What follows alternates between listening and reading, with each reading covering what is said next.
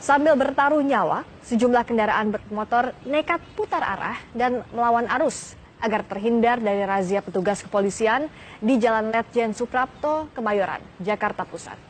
Tidak sedikit pemotor yang melawan arah dan akhirnya lolos dari razia.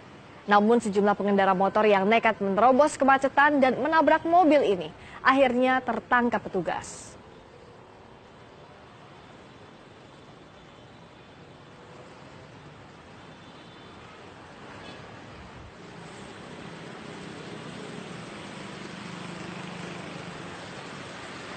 Seorang pengendara motor yang nekat berputar arah demi menghindari razia akhirnya pasrah ditangkap petugas yang loncat ke motornya.